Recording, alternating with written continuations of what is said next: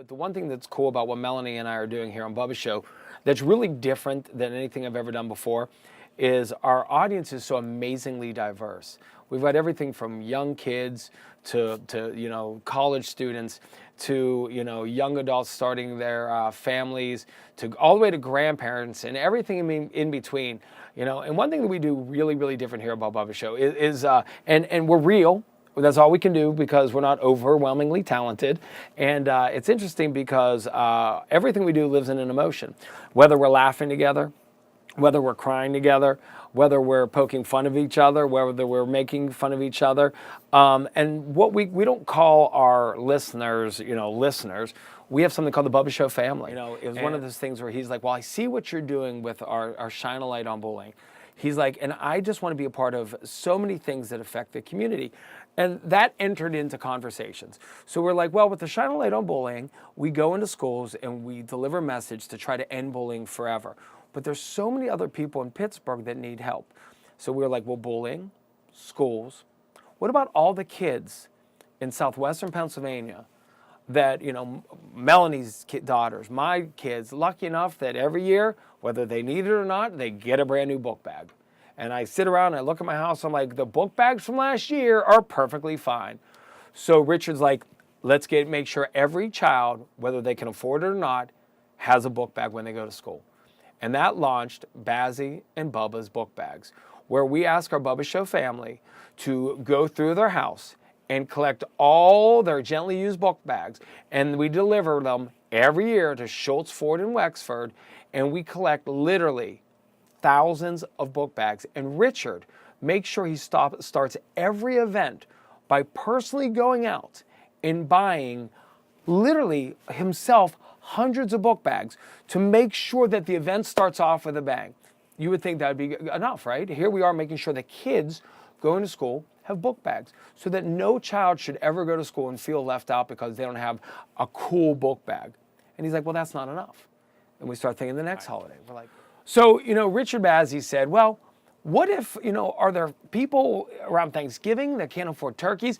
And the crazy part about this is this, that when we did Bazzy and Bubba's book bags, we looked for people to donate gently used book bags. Well, you can't have people donate gently used, turkeys. So Richard Bazzy at Schultz Ford and Schultz Lincoln buys over 750 turkeys every year. And literally, we set up a phone bank like a telethon. And we don't ask any questions. Do you need a turkey? Yes, you have a turkey. Do you need a turkey? Yes, you have a turkey. And last year, we ran through them. He went and got more. I mean, think about this. This is a guy who literally before Thanksgiving is so caring and wants to make sure that everybody in Pittsburgh has a turkey. He goes and buys literally truckloads of turkeys, 750 of them. And he parks them in his lot at the Schultz, Ford, and Wexford. And then we literally gave them all away, so he went and got more. So you would think, wow, that's great. He makes sure kids go to school with brand new book bags, that everybody has a turkey on Thanksgiving, and you would think, okay, that's great. Diane Gibson, and I have worked for Richard for 23 years, and he is a very, very generous man.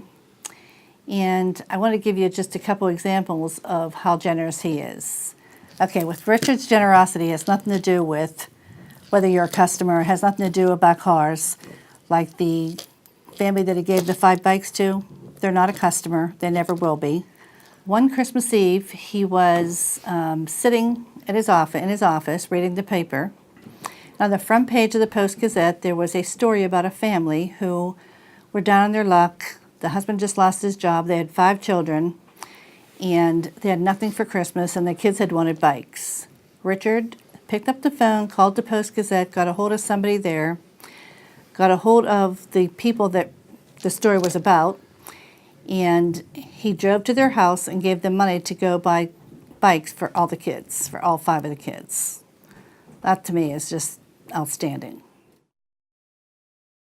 So basically, for 2 weeks, we take stories from families, whether they had a tragic house fire right before Christmas and they lost all their presents, or maybe their parents, for whatever reason, lost their jobs or had something tragic happen in their lives, and we take their stories, and Richard makes sure, and this is only about the children, Richard makes sure that these children all have presents under their tree at Christmas.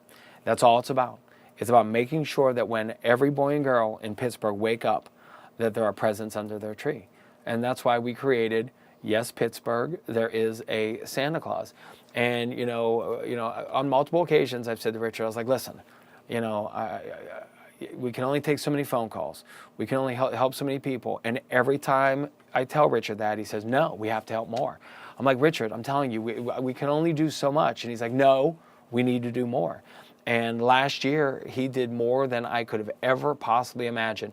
So our relationship with Melanie and I and Bubba's show and Richard Bazzy and his Schultz Ford and Schultz Lincoln locations in Harmerville and Wexford go far beyond the sales of cars or the repairs of cars. That is ancillary to the goodwill that he puts forward in the city of Pittsburgh. And at this point, the thousands, and I mean literally thousands of people that he has helped take care of, whether it be through his generosity throughout the course of the year, unannounced, whether it be the book bags for back to school, whether it be the turkeys for Thanksgiving, or whether it be the presents under the tree for Christmas.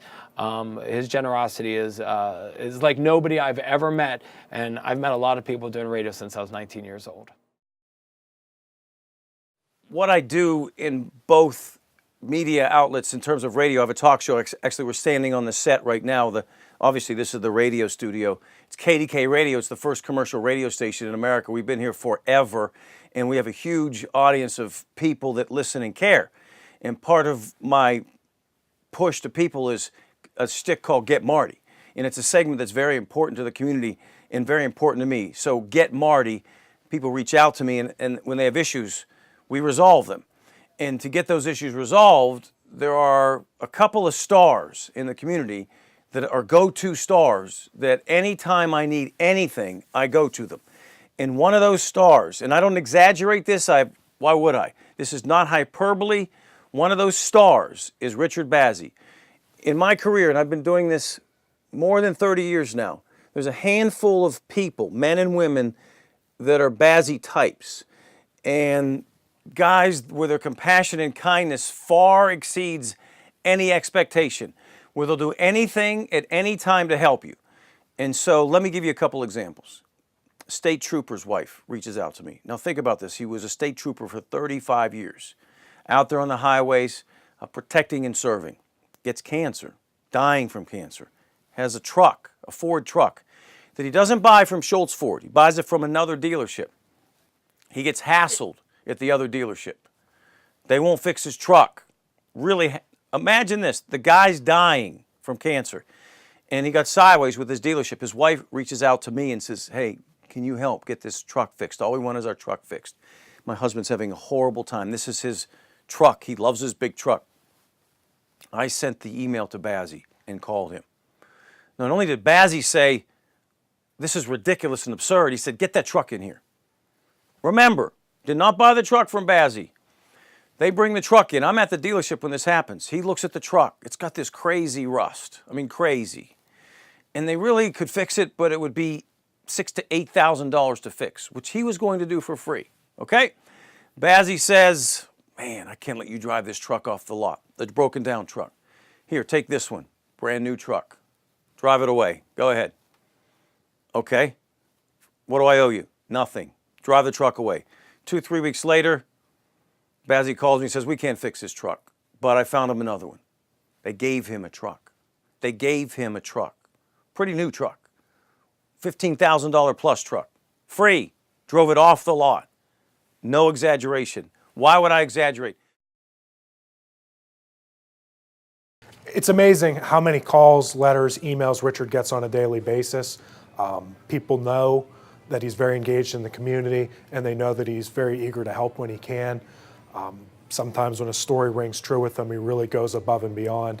I remember he once gave a college student a car. He gave it to them. They didn't pay a dime. He took in some dilapidated trade-in that I don't even think it ran, and he gave them a nice older vehicle with a fresh inspection sticker, and that allowed the student to continue their education. And that's just one example among many others. That's just one that happened to pop into my head.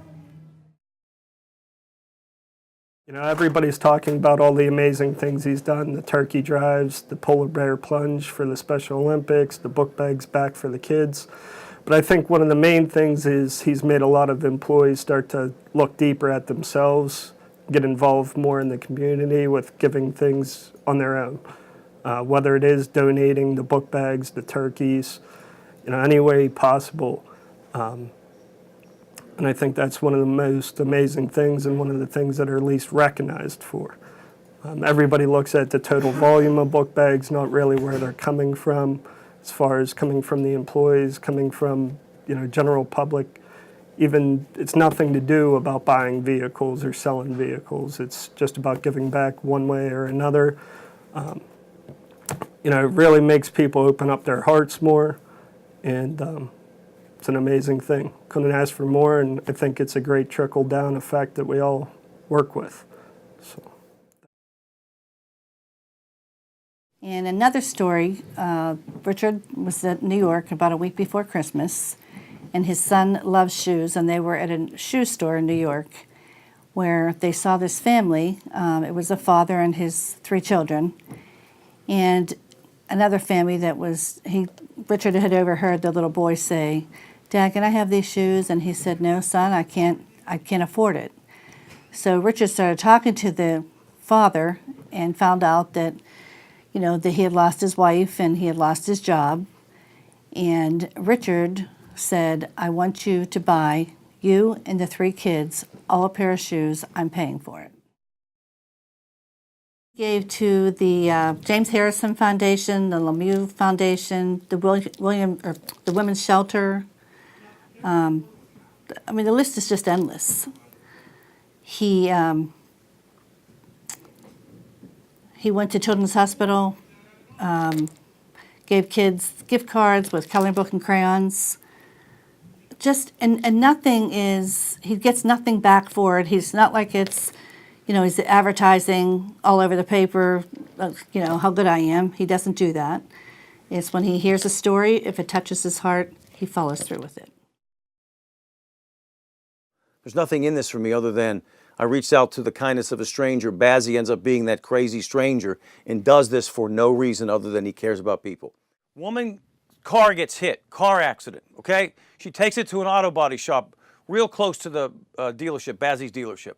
The woman calls me and says, "The auto body shop won't give me my car. They went bankrupt and the owner won't return our phone calls.